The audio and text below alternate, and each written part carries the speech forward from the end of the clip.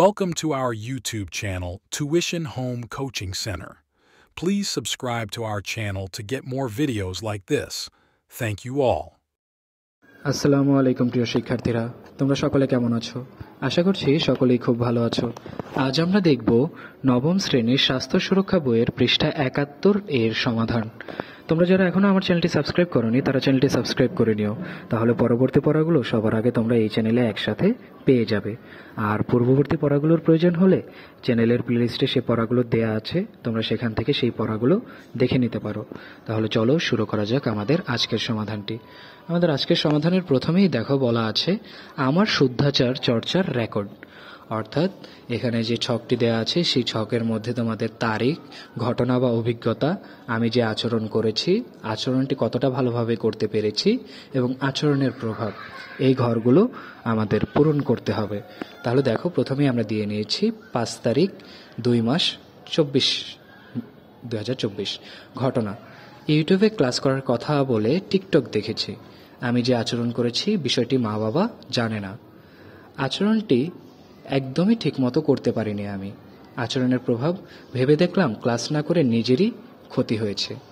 এরপর ৭/২/২০২৪। ঘটনা, রাস্তায় একটি মানিব্যাগ কুড়িয়ে পেয়েছি। আমি যে আচরণ করেছি মালিককে খুঁজে বের করে মানিব্যাগটি ফিরিয়ে দিয়েছি। এই আচরণটি খুব ভালোভাবে আমি করতে পেরেছি। আচরণের প্রভাব, অন্যের উপকার করতে পেরে নিজের ভালো লাগছে। এরপর ১০/২/২৪।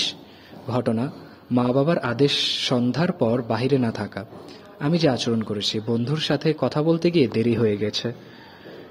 এই আচরণটি আরও একটু ভালোভাবে করতে পারতাম, অর্থাৎ আমি আমার বাবা মায়ের আদেশটা ঠিকভাবে মানতে পারতাম।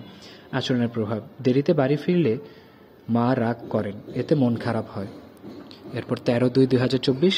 স্যারের দেওয়া বাড়ির কাজ করতে ভুলে গেছি। আমি যে আচরণ করেছি, অসুস্থতার মিথ্যা অজুহাত দিয়েছি। এই আচরণটি একদমই করতে পারিনি। আচরণের প্রভাব, নিজেকে অপরাধী মনে হয়েছে। এরপর ১৬/২/২০২৪। খেলতে গিয়ে আউট হয়ে গেছি কিন্তু তা কেউ দেখেনি। আমি যে আচরণ করেছি বিষয়টি কাউকে জানাইনি। এই আচরণটি একদমই করতে পারিনি আমি।